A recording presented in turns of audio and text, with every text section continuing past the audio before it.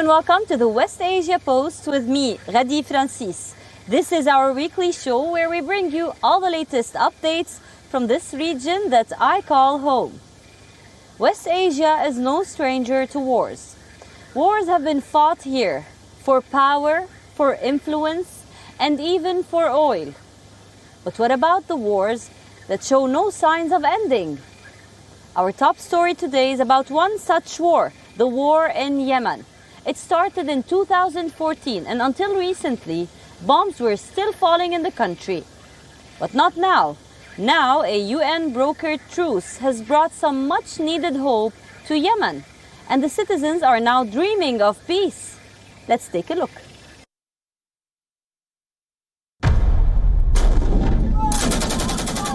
The war in Yemen began 7 years ago. In 2015, a Saudi-led coalition intervened in the nation. They supported the government against the Houthi rebels. The Houthis had already seized parts of the country, including the capital. Thus began a bloody conflict that continued for years.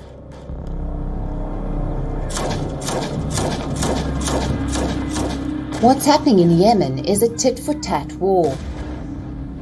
Strikes, followed by retaliatory strikes, and then preemptive strikes. All this while civilians on the ground watch on, as firepower raises hopes for a better life. This isn't a battle for Yemen anymore. It's a theater for the West Asian Cold War, a strip of land where Saudi Arabia and Iran can unleash a battle of egos. The Yemenis are merely pawns in this game, expendable. The war-torn nation is one step away from a famine. The war has killed thousands, injured millions, and upended the life of its children, leaving behind a conflict-ridden nation where 80% of the population depends on aid. But now there is some hope for peace. A United Nations brokered truce between the coalition government and the Houthis. The 2-month-long truce led to this.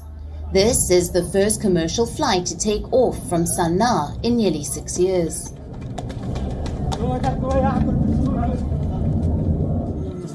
The Yemeni plane carried 126 passengers, including hospital patients needing treatment abroad. It took off from Sana'a for the Jordanian capital, Amman.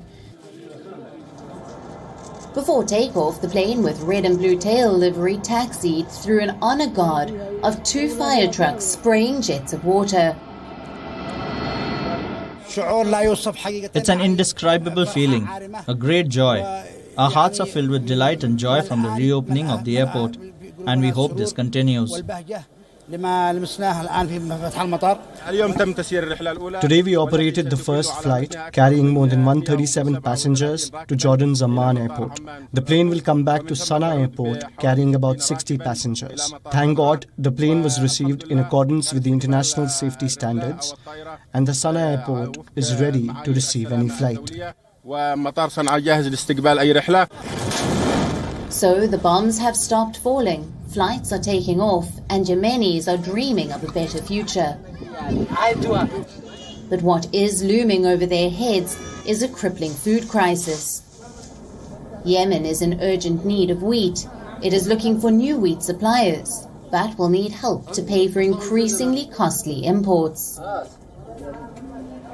Yemen has enough wheat to last for only 3 months now. For us means that we're taking food from the poor and feeding the hungry. So we're having to make some really tough decisions about who gets food in an environment where really everybody needs it. For now, the UN brokered truce is the only glimmer of hope in the war-torn nation. Both sides even seem keen to extend this truce. While the government is upbeat about it, the Houthis have seen mixed signals. As the war enters its 8th year, will the new development bring an end to this conflict? Only time will tell.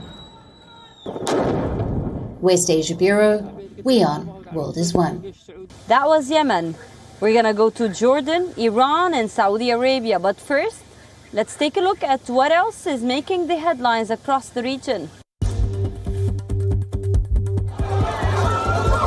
Palestinian probe says Israeli forces deliberately shot journalist Shireen Abu Akleh. This comes as Israel says it will not investigate the killing. Israel is likely to reject the findings as biased and unfounded.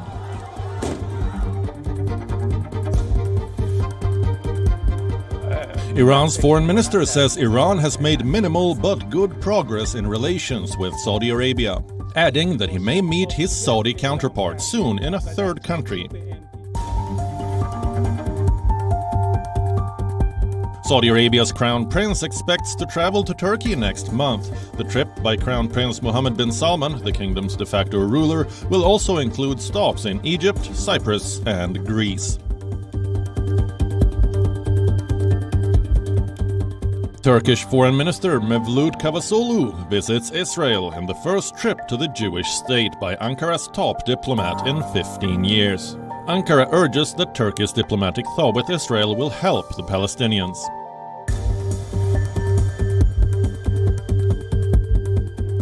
Turkish President Recep Tayyip Erdogan says Ankara is planning to launch a new military operation in Syria, an effort to link up two areas already under Turkish control. This has raised fears of renewed fighting on the Turkey-Syria border.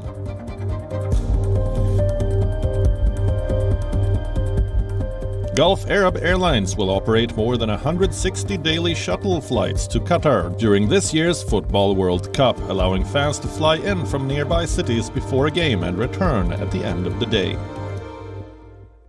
Jordan's royal drama is one for screens. The Hashemite dynasty has ruled Jordan for decades, and for years, brothers in the line of succession have been dumped for sons. Never before did the royal family wash its dirty linen in public, not until the attempted coup that happened last year. Jordan's King Abdullah has now put his half-brother under house arrest after a royal drama that pitted a brother against the other. We tell you all the details in the next report.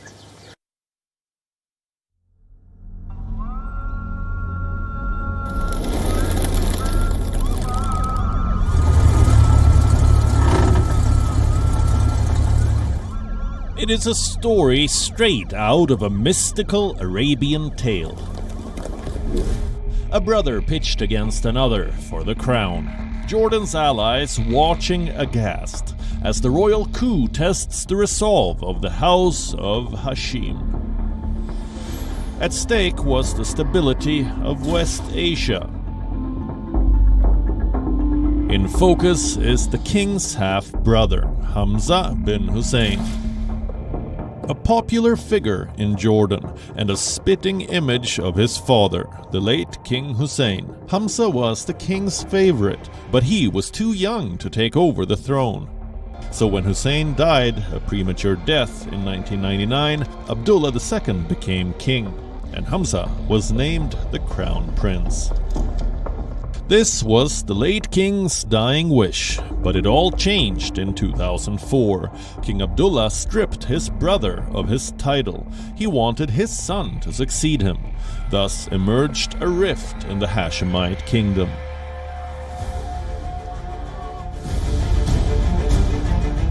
King Abdullah already has his plate full. A royal coup is the last thing he wanted. Jordan accused Hamza of liaising with foreign parties, of hatching a plot to destabilize the kingdom. These are very serious accusations for a kingdom where the king is above all. The blue-eyed prince was even given a chance. In March, Hamza apologized to the king. He hoped to turn the page on the dark chapter. But last month, the outspoken prince formally relinquished his princely title. He protested on Twitter, writing what many called an oblique criticism of the king. So now the king has lashed out at his half-brother. He called Hamza erratic in a harshly worded public letter. The prince has now been put under house arrest, with his communications and movements restricted.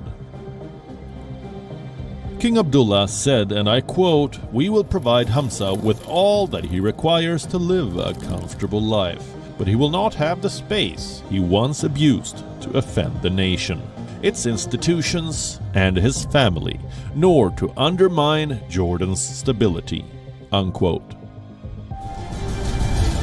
These are harsh words coming from a family that does not air its dirty laundry in public. But it's a risky move by the Jordanian monarch. The social tensions laid bare by the palace drama can be seen almost everywhere in the kingdom.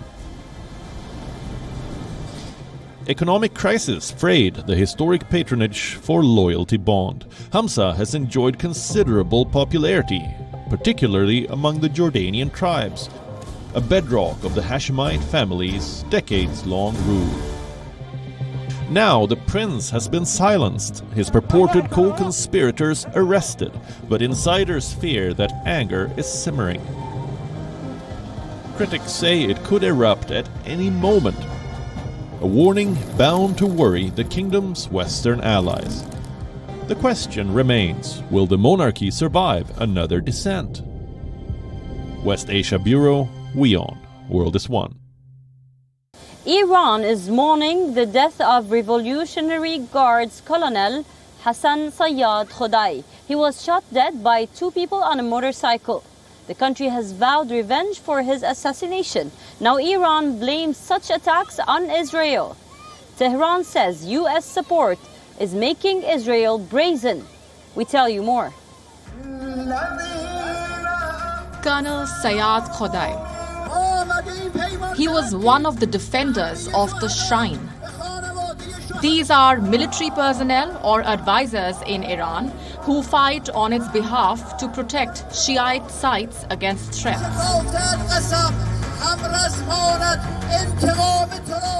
So the Iranian Revolutionary Guards officer was crucial for Tehran. This makes assassination even more problematic for Iran. Khodai was shot dead by two people who opened fire on the officer from a motorcycle. For Tehran, this is a rare assassination and an attack in the heart of the capital. So Iran has vowed to avenge the killing of the officer.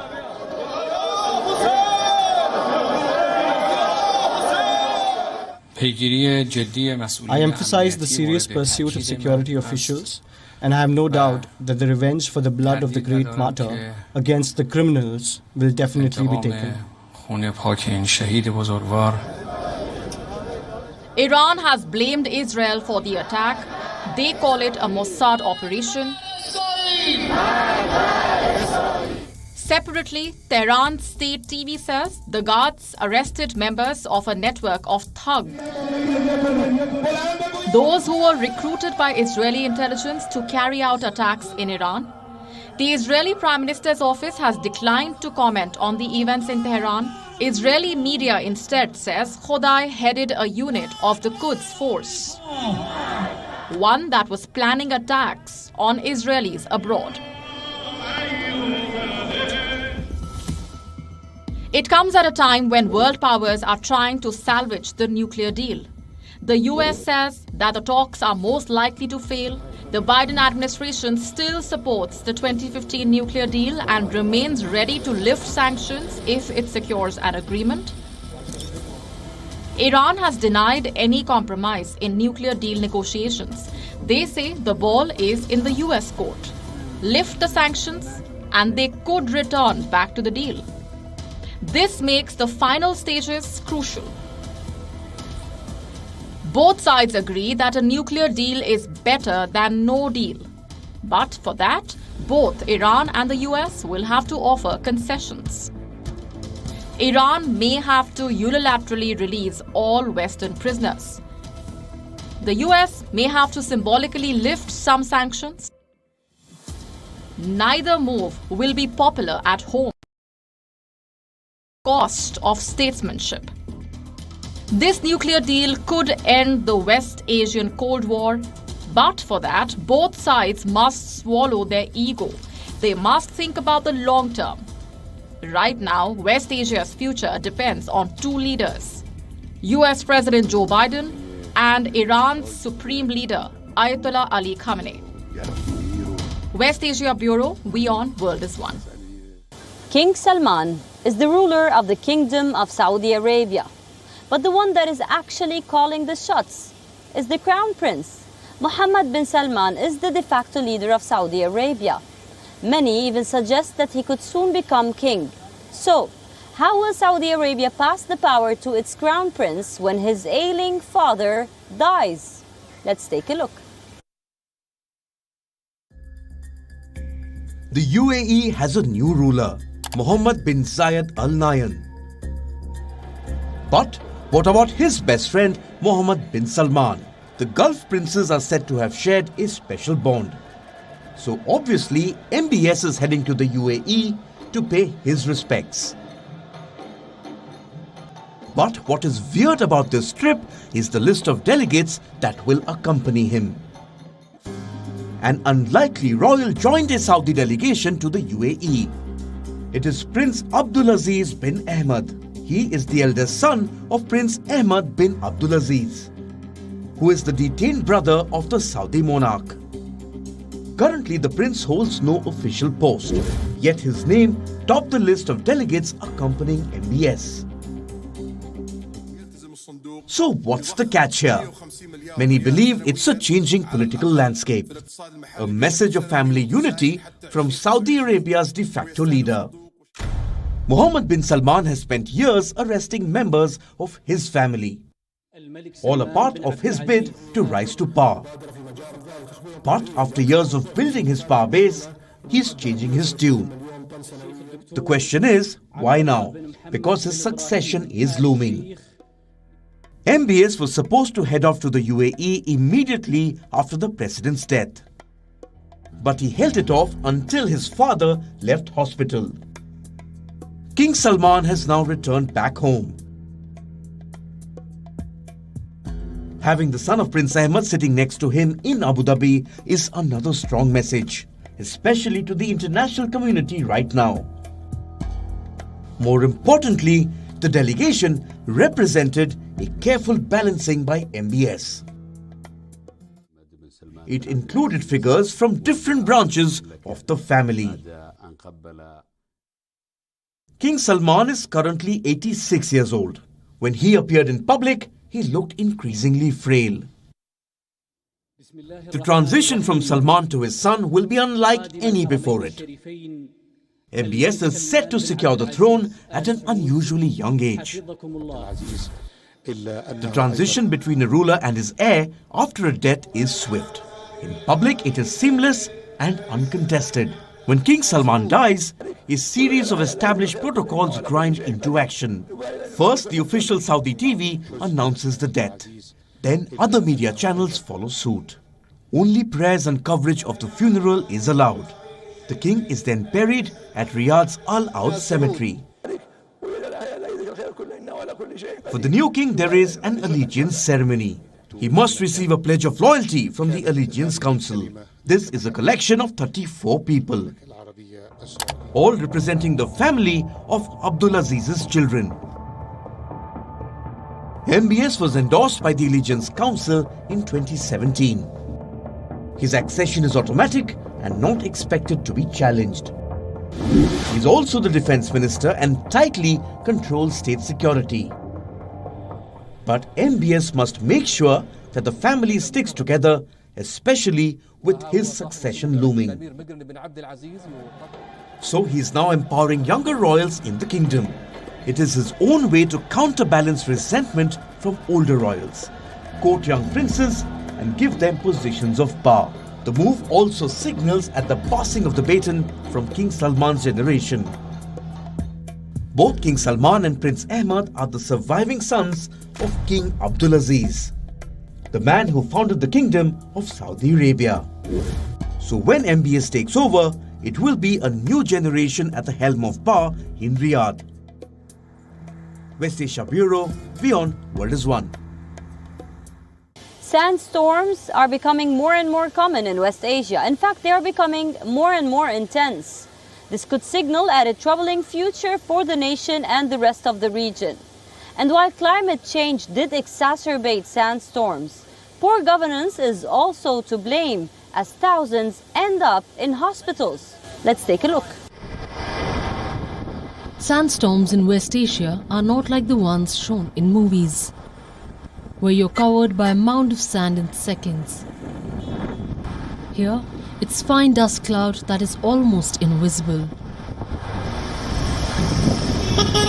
It pervades the air. Sand granules enter your mouth and nose. They pass through what you're wearing, covering your body from head to toe. 20 minutes later, the storm passes. Everything is clear again. But those granules that enter your mouth and nose are often deadly. They lead to respiratory problems as thousands across the region struggle to breathe. Since dawn, we have received about 40 cases of suffocation. Most of them have chronic diseases related to asthma or have bronchitis. Most of them are elderly. These sandstorms paint the skies in hues of orange and ochre.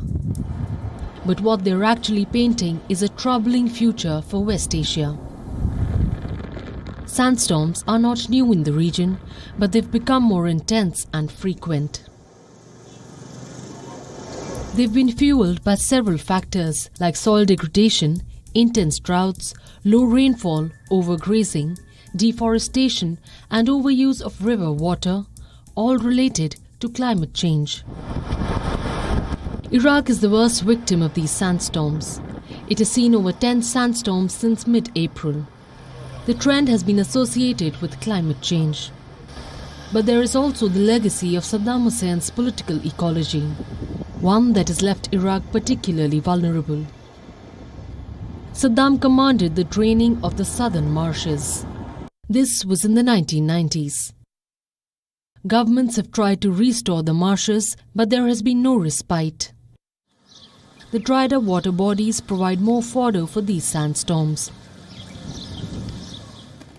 There is also Karbala's wilted green belt. It was meant to be a buffer against frequent dust storms, but has done very little to reduce its impact. The Tigris and the Euphrates rivers run through Iraq, but it is struggling with the crippling water crisis. Its farmers are battling severe shortages. Shortages are killing their animals, fields, and way of life. The oil-rich country is one of the world's most vulnerable to climate change, struggling with a host of other environmental challenges. West Asia is no stranger to conflicts. But if there is any that has no regard for borders or politics, it is climate change. The region is tackling freak weather every day, and hitting a snooze button on a climate catastrophe is getting more and more difficult with each day. West Asia Bureau, WION World is One. That's all we have for you on this episode of the West Asia Post. I will see you next week with a brand new lineup, bringing you more stories from the world's most volatile region. Until then, stay safe. I am Ghadi Francis, and you're watching WION World is One.